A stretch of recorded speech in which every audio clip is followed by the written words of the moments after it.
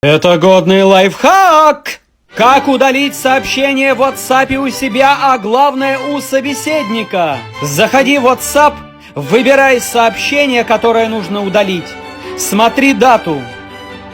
Далее выключай Wi-Fi, включай авиарежим, идешь в настройки, основные, дата и время, убирай ползунок, ставь дату отправленного сообщения, и теперь можешь удалить сообщение у собеседника.